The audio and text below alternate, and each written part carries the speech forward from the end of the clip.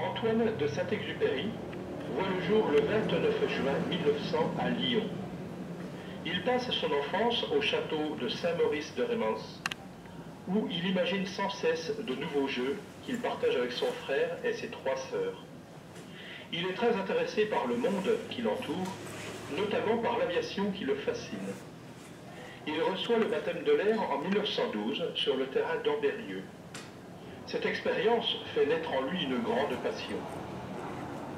En 1921, il intègre le 2e régiment d'aviation de Strasbourg pour effectuer son service militaire. Il occupe un poste de mécanicien mais rêve de voler. Il se met cours au sein d'une compagnie civile. Le 23 décembre, après avoir été affecté à Rabat au Maroc, il obtient son brevet de pilote militaire. L'année suivante, il suit les cours d'élève officier de réserve et reçoit le grade de lieutenant. Une fois libéré de ses obligations envers l'armée, Saint-Ex trouve une place de représentant pour les camions Saurer. Mais ce travail ne le motive pas. Il ne pense qu'à une chose, l'aviation. Chaque période de réserve est pour lui comme une bouffée d'oxygène. Il savoure chaque vol. Il finit par être admis à la compagnie aérienne française en tant qu'intérimaire pour piloter des avions taxis. En 1926, il est engagé par Didier Dorat, le directeur d'exploitation de l'ATCOR. Il s'installe donc à Toulouse et se lie d'amitié avec 2 pilotes de la compagnie, Jean Mermoz et Henri Guillaumet. Après une courte période passée dans les ateliers, il commence à acheminer le courrier vers Alicante par la voie des airs. Ses talents de diplomate poussent Dorat à le nommer chef d'escale à Cap-Juby au Maroc. Antoine est heureux, il peut vivre pleinement ses 2 passions, l'aviation et l'écriture. En 1929, Gallimard publie son premier roman, Courrier Sud, et Didier Dorat l'envoie en Argentine pour prendre la tête de l'Aéroposta Argentina. Le 13 juin 1930, on le prévient qu'Henri Guillaumet a disparu en franchissant les Andes. Saint-Ex saute dans un avion et vole de longues heures à la recherche de son ami. Quand il apprend qu'on l'a enfin retrouvé, il part le récupérer. Guillaumet lui confie alors « Ce que j'ai fait, je te le jure, jamais aucune bête ne l'aurait fait. » En fin d'année, il rencontre Consuelo, une jeune veuve de 29 ans, dont il tombe rapidement amoureux. En 1931, il rentre en France et épouse cette ravissante salvadorienne. Cette même année, il reçoit le prix féminin pour Vol de nuit. et devient reporter pour Paris Soir. En 1935, il achète un Caudron Simoun pour tenter de battre le record d'André Japy sur le raid Paris-Saïgon. Il décolle du Bourget le 29 décembre en compagnie du mécanicien André Prévost. Le lendemain, dans la nuit, il s'écrase en Libye. Perdu dans ce désert hostile, il rêve, pense à sa vie et à ce fils qu'il n'a pas. C'est ainsi qu'il imagine sa rencontre avec un petit garçon, venu d'ailleurs, qui lui demande de lui dessiner un mouton. Le temps passe, la soif devient terrible, insupportable. Il pense qu'il est perdu. Au bout de 4 jours, un bédouin aperçoit les 2 hommes et vient à leur secours. Saint-Ex lui rendra hommage dans Terre des hommes, à travers ces quelques lignes. Tu ne nous as jamais dévisagés, et déjà tu nous as reconnus. Tu es le frère bien-aimé, et, à mon tour, je te reconnaîtrai dans tous les hommes. Tu m'apparais baigné de noblesse et de bienveillance, grand Seigneur qui a le pouvoir de donner à boire. Après cet accident, qui est pour lui le 4e, il part faire un reportage sur la guerre d'Espagne. Le 7 décembre 1936, il apprend que la Croix du Sud, l'hydravion de Jean Mermoz, vient de disparaître au-dessus de l'Atlantique. Antoine accuse le coup. Le 3 septembre 1939, la France entre en guerre. Le capitaine de Saint-Exupéry est mobilisé et affecté au groupe de reconnaissance 233. Il vole sur Pothèse 63, puis sur Bloc 174. Le 23 mai 1940, il prend des photographies d'Arras pendant que les chars allemands envahissent la ville. C'est cette mission qui lui inspire le livre « Pilote de guerre ». Peu après, c'est la débâcle, la débandade. Il faut fuir. Arrivé à Bordeaux avec ses camarades d'infortune, il s'empare d'un appareil qu'il n'a jamais piloté et traverse la Méditerranée pour les conduire en Afrique du Nord. Après l'armistice, il s'exile aux États-Unis afin de convaincre les Américains d'intervenir en Europe. Le 27 novembre, Henri Guillaumet est abattu au-dessus de la Méditerranée. Saint-Ex vient à nouveau de perdre un grand ami. Il est à présent le dernier de ses 3 mousquetaires.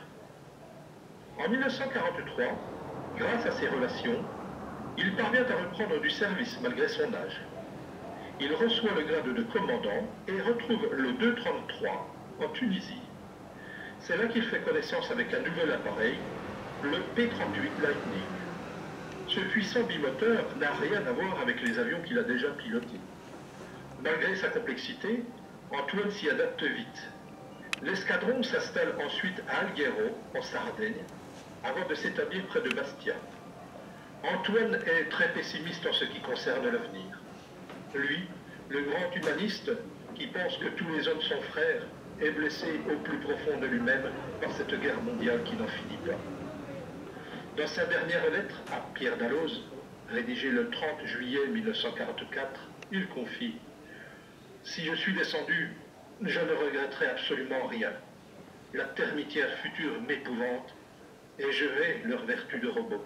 Moi, j'étais fait pour être jardinier. » Le matin du 31 juillet 1944, il se rend sur la base de Bastia-Borgo pour effectuer une mission de reconnaissance photographique. Les clichés qu'il doit prendre permettront de préparer le débarquement allié en Provence. Saint-Ex se prépare. Un de ses camarades officiers l'aide à enfiler sa combinaison chauffante.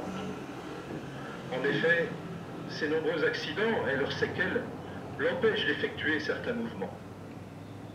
Comme d'habitude, on peut lire la douleur sur son visage durant cette opération. On l'aide ensuite à accrocher son parachute, puis il s'installe dans le cockpit de son appareil.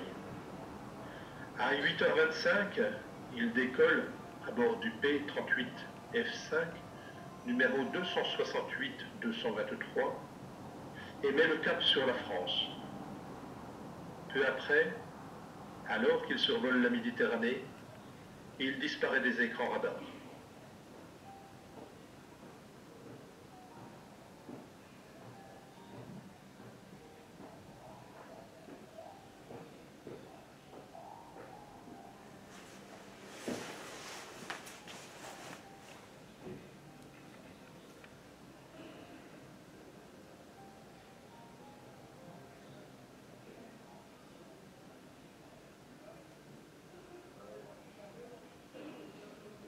Son enfance au château de Saint-Maurice de Rémence, où il imagine sans cesse de nouveaux jeux qu'il partage avec son frère et ses 3 sœurs. Il est très intéressé par en lui une grande passion. 2 pilotes de la compagnie, Jean Mermoz et Henri Guillaumet. Après une courte période passée dans les ateliers, il commence à acheminer le courrier vers Alicante par la voie des airs. Ses talents de diplomate poussent Dora à le nommer chef d'escale à Cap-Juby, au Maroc. Antoine est heureux, il peut vivre pleinement ses 2 passions, l'aviation et l'écriture. En 1929, Gallimard publie son premier roman, Courrier Sud, et Didier Dora l'envoie en Argentine pour prendre la tête de l'aéropostale argentine. Le 13 juin 1930, le prévient